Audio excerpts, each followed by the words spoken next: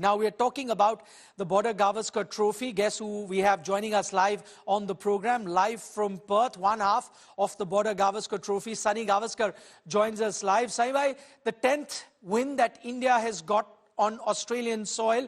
You've been part of some, you've witnessed the others as a commentator. Where does this one rank?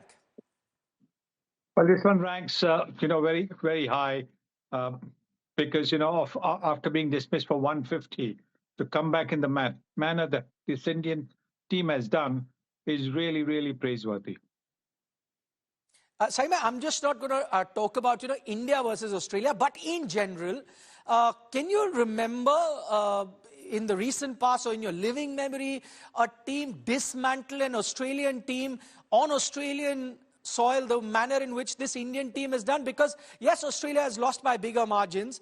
This is not the biggest, victory margin, but in the manner in which India dominated, pretty much dominating all sessions of the test match, barring those first two sessions where they were out for 150 that you talk about.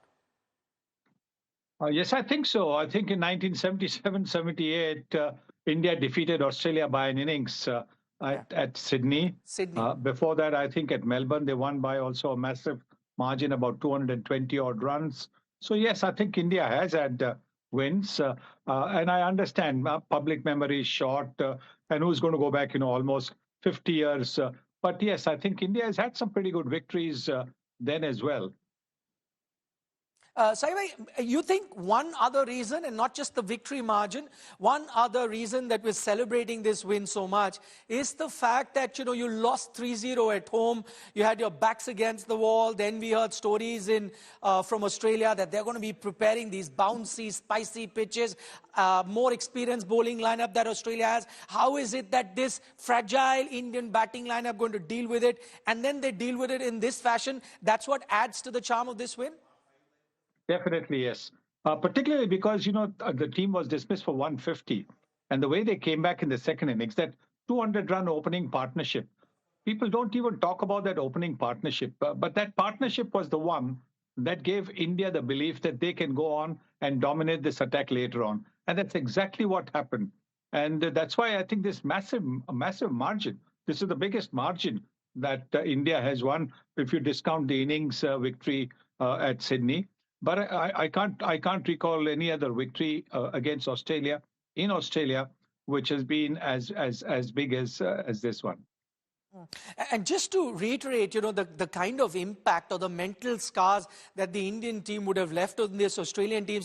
There's this massive controversy brewing in Australia after those comments by Josh Hazlewood. At the end of day 3, he was asked, can you chase it down? I know it was a massive target. He went on to say, no, I'm already thinking about the second test match. And that seems unusual for an Australian team. Yes, they've lost many a times before, but seldom do you hear an Australian player give up while the test match is on. Do you think that kind of reflects the kind of scars that may have been left by this Indian team's performance? I think you're just being realistic. You're asked to chase almost 550 runs. You've lost 3 wickets, including two top players.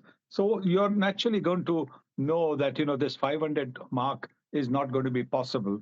So I think he was just being realistic about it. Maybe, fast bowlers are generally not very diplomatic. So he probably wasn't very diplomatic when he said that. But, he would have looked silly if he had said, oh, no, we are going to chase 550 runs. We've heard that from the England team earlier on. Remember, earlier in the year, they said, even if we have to chase 600, we will do it. And they were then folding up for 150. They were looking very silly. So I think he was just avoiding that. Okay, let's take a look at some individual performances, Sahibai. In this particular game, 3 really standout performers. In fact, 4 if you look at it. KL Rahul with a good performance in both innings. Virat Kohli getting that 100. Jaiswal Bumrah 8 wickets, and Yashasvi Jaiswal with a daddy 100 that he got, almost closing in on a double 100. The man of the match is Jaiswal Bumrah, but post the game, he was asked about his man of the match award, and Bumrah said that, listen, if it was up to me, I would have given it to a young Yashasvi Jaiswal. What do you make of the captain's assessment on the man of the match? Well, I think, this is what captaincy is all about. He's had a huge role to play, absolutely massive role to play. But he's encouraging a younger player by saying his knock of 161 gave India the platform. His partnership with KL Rahul of 200 plus was the one that gave India the platform. So clearly, I think he's trying to encourage his young man, and there would be a touch of disappointment for the young man as well. Like you said, he's got a daddy 100, 161. He would have expected to be somewhere close, but you have somebody who's taken 8 wickets in the game, and you can't really ignore that. More than taking 8 wickets, the way he brought India back in that first innings with that spell, where India, despite scoring only 150, took a lead of 46 runs. That's one aspect of Jasprit Bumrah that really helped India win this particular test match anyway. That's his bowling, outstanding as he is.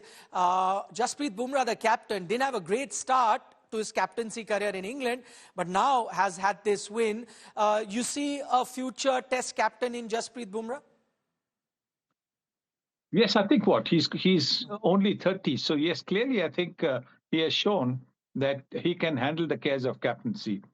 Today, also the way he made the bowling changes, that also tells you that he is putting a lot of thought in all his moves. And once again, disproving all that bakwas that goes on, that fast bowlers aren't good captains. In our subcontinent itself, we've got Imran Khan, the fast bowler, who's been a fabulous captain, and we've got Kapil Dev, two top-class captains, excellent captains. So fast bowlers can also make good captains. It's interesting you talk about Sahibhai bowlers. Two test match victories India has got in their history at Perth. Both came under bowlers. Anil Kumble 2008, and once again you've got Jasprit Bumrah do it. So not a fast bowler, but at least a bowler. Sorry, Sahibhai, did you want to say something? No, I'm good. Okay, I thought you wanted to make a point. Okay, just getting back to those performances, now going to Yashasvi Jaiswal as well. He has been outstanding in the short career that he's had, whether it's white ball, whether it's red ball cricket. If there was only one criticism that came his way, and especially after that South Africa series, that can he really handle, he can handle test cricket in good batting conditions. Can he really handle conditions when the ball's going past your nose? He's done that here at Perth. So that final box that he needed to tick has been ticked for him? Yes, you could say that, I would say it's a half tick at the moment. There are 4 test matches to go. And one would like to see him get a couple more hundreds, if not more. Because a couple more hundreds from his bat will definitely mean that India will get to at least 290, 300 every single time. Because he's also one of those who'll score daddy hundreds. So yes, I think you could say that half a tick at the moment, because this is just the first test. But let's hope, and I'm pretty certain with the kind of temperament that he has. You see, technique is one thing, but what I've seen about his temperament, that's very impressive, very, very impressive.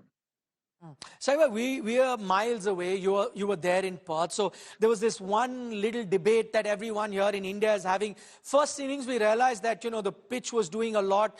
There was a lot of deviation, a lot of lateral movement. So, batters from both sides struggled. The pitch did ease out. India did rather well. What do you think went wrong for Australia? Was the pitch beginning to deteriorate? That's what caused their collapse in the second innings? Or do you think the Indian bowlers were far more superior than the Australians? No, they were far more superior. You show me where the pitch misbehaved for India's wickets. Nothing. All the bowlers bowled brilliantly, and therefore I think credit has to be given to the bowlers. We ended up scoring almost 400 almost 500 runs. So if we could have done, then the Australians, with the kind of batting lineup that they boast of, could have got at least 350 chasing. They were not able to do that because our bowlers were just simply too good. Okay, let's talk about another man of the moment, Virat Kohli, getting his 100, his 30th Test 100. One thing that we saw while watching his innings on television, Sahibhai, brought that sweep we hadn't seen for a very long time. Got that reverse sweep as well. Did you see a different version of Virat Kohli in this innings? The second half, definitely. Second half, definitely, because, as you said, we very seldom see him play the sweep shot. That's only because his footwork is so good. Those whose footwork is so good don't need to sweep because they can get to the pitch of the ball and drive it past mid-on or mid-wicket for a boundary. So you don't need to use the sweep shot. And very seldom have we seen him use the reverse sweep. So that's a good thing. And it also tells you that, as as your experience grows, you do not tend to sort of, stick to what you know. That is also good, but you can widen and increase the repertoire of your shots, and that is what he's doing, and which is going to be fantastic, not just for him, but for the teams that he plays for. Because now, when earlier on people used to say, why keep a backward point for him? He hardly ever plays the reverse sweep. Now, because he's playing the reverse sweep, they will need a man over there. They hardly ever kept a deep fine leg. They would keep a square leg towards mid wicket, because if he would play the pull shot, but not the sweep shot. Now, where are you going to stop him? So that's why I think these two additional shots that he's added is only going to make him even more consistent and even more destructive. The fact that Saima, he's got 100 in the very first test match in a 5-test match series, what does this mean for the series ahead? I think what it means is that, India will be hard to stop. India will be hard to stop. To be perfectly honest, even before the series started, I had my little doubts because of the first test being played at Perth, how our players will cope up with it. And in the first innings, those doubts proved right.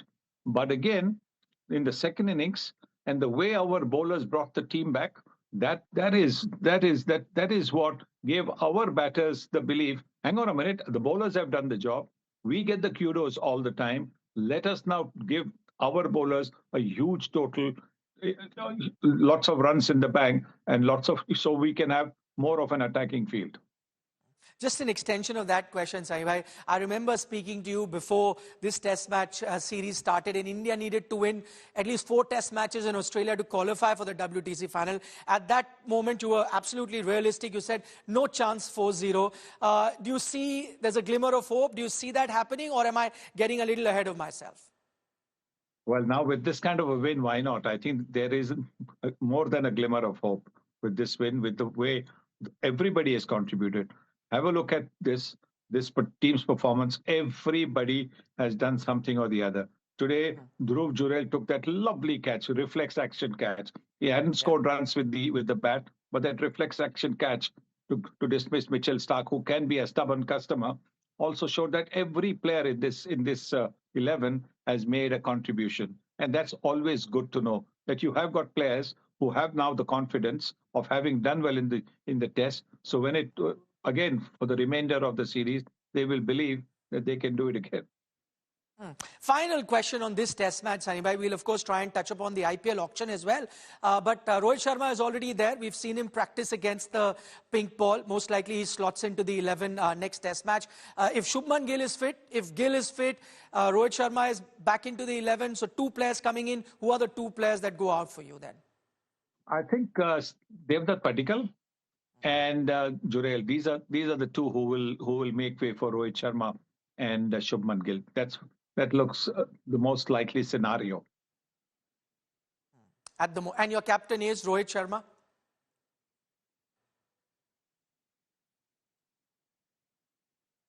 Saimai, can you hear me? And your captain is Rohit Sharma? Okay, we'll try and reconnect with Mr. Gavaskar. Meanwhile, let's quickly show you what has actually happened in the IPL auction. And the big headline maker, of course, is Rishabh Pant, who fetched the most amount of money in the history of IPL auctions. So we're taking a look at that right now on our screens. And you've got even someone like a Shreyas Iyer right behind Rishabh Pant, slotting in at 26.75 CR.